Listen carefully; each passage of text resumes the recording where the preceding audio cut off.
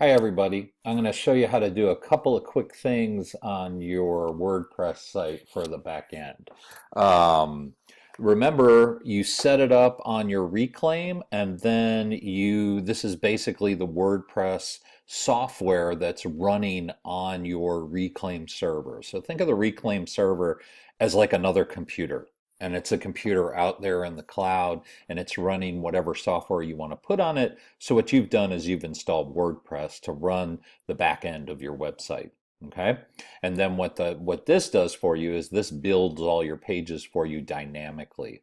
Because sometimes you want to change things and you want to be able to pull content from your database rather than just having static HTML pages, which is what we've been building in class. Okay. So you're going to log in, and by now you should have already picked a theme.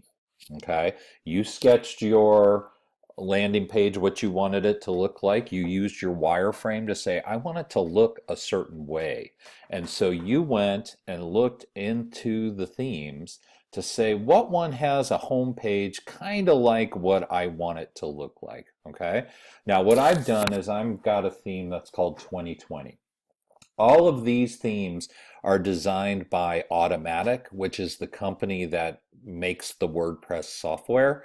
And it's just their stuff is pretty easy to customize. So I'm just picking that theme. You'll notice when I've done that under my appearance menu, there's no extra menu for this particular theme because it's really integrated and basically uses the basic WordPress functionality.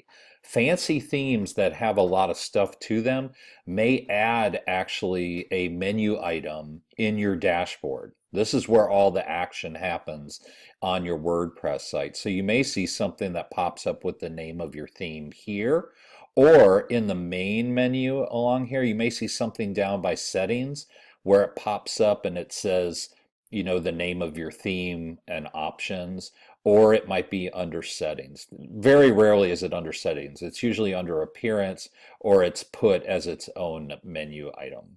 Okay, so I've got this simple theme. I've installed it. So just because you've installed it, then you have to activate it. So I've activated this theme. This is the theme that I've chosen. And now I can start building my website. So how do we do that? We do that with pages and we do that with posts. Now, I know it's been a couple of weeks since we had this discussion, but I want you to be clear. Pages are for the part of your site that doesn't change. So like an About You page or an About Us page or a Contact Us page or a Resources page, things that you're not going to update very much, those are going to be a full page. And think of that as being static because it doesn't change.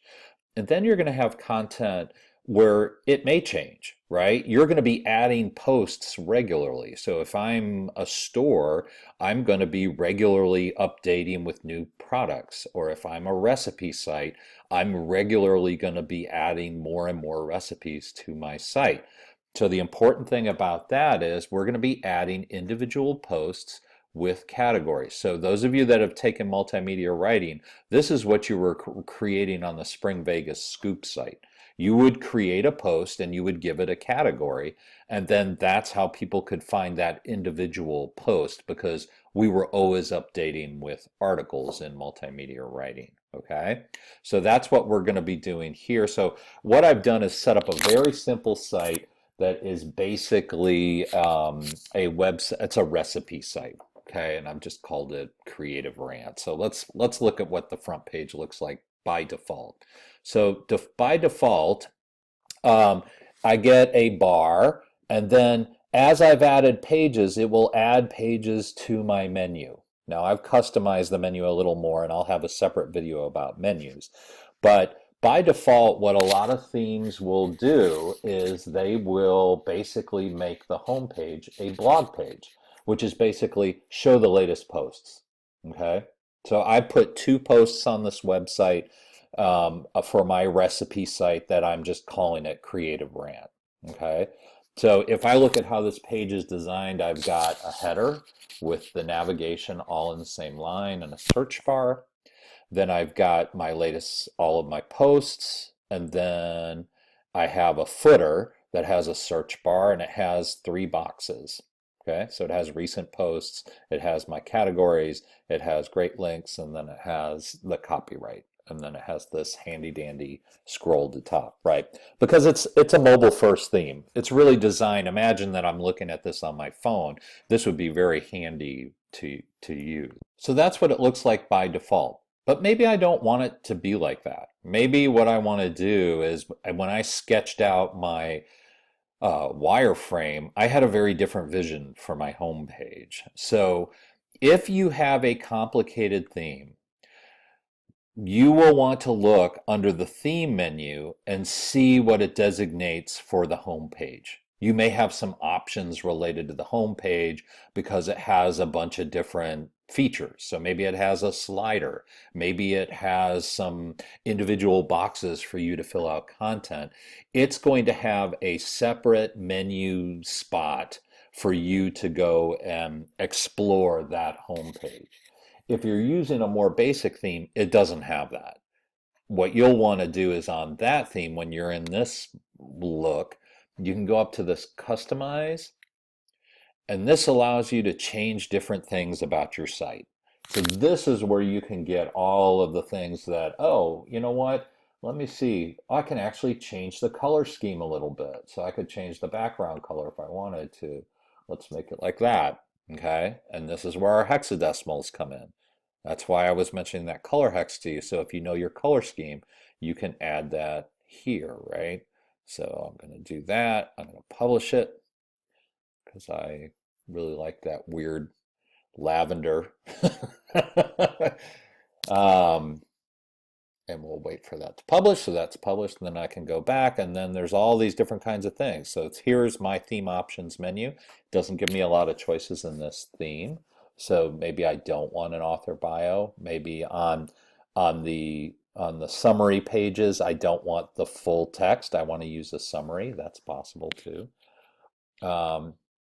Here's some things for a cover template, which basically if you want to add something to a page, what WordPress does is it builds its pages and posts with what are called blocks. And I'll get to that in a minute when I show you how to do posts and pages. I just want to show you the overall ways to manipulate your website in this video, okay? So what else can I do with my homepage? If I go down to homepage settings, here I have two choices. So right now, by default, a lot of themes will be, what are your latest posts? That's what it's going to post.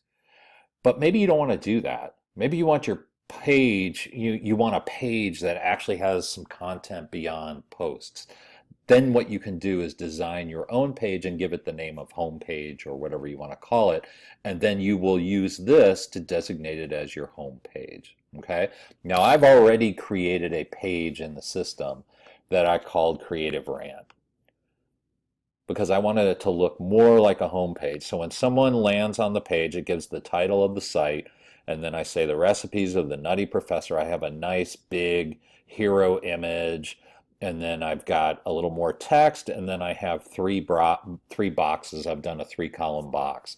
And that looks more like a home page to me, right? It has a little bit more static content. It tells people about my site. If I'm a business, I probably would want something like this so that it has my address and my phone number, and it gives kind of the mantra of my business, and then I have a picture of my business, and then maybe 3 info boxes about my business, right? If you've looked at business sites, that's typically how they're set up. So here's an example of a site that's done that, right? So Mostly Serious is a local business here in town.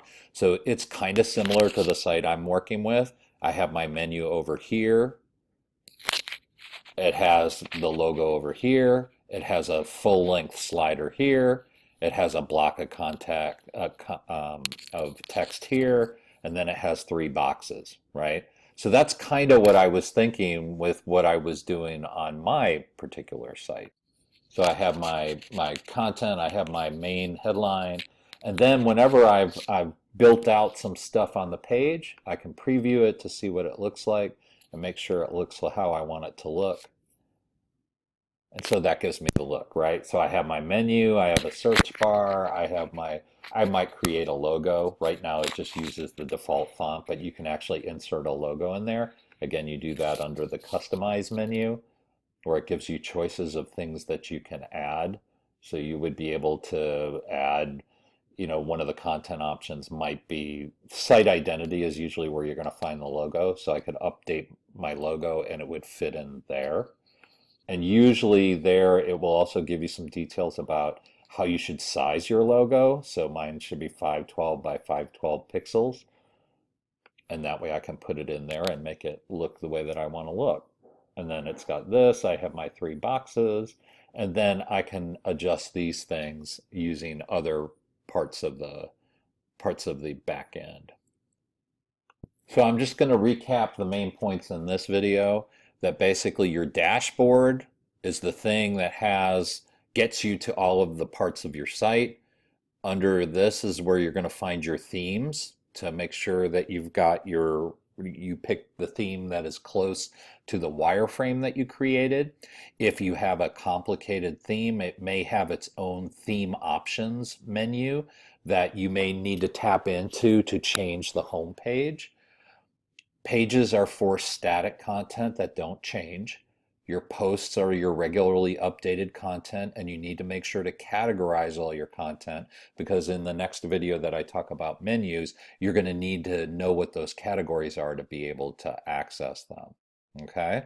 And then to change anything about your particular theme and how you look when you're on a given page, what you're going to do is hit the customize button so that you can this gives you all of the options of ways to change the look of your site. Now, we're not going to do this immediately, but you see this thing, there's additional CSS.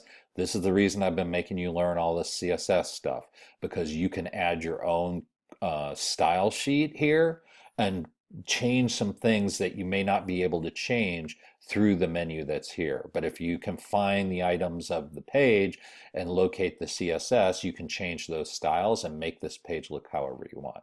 Okay, so that should help you get started in terms of thinking about your home page and thinking about pages versus posts. I'll put 2 more videos up for you that help you think about this a little bit further.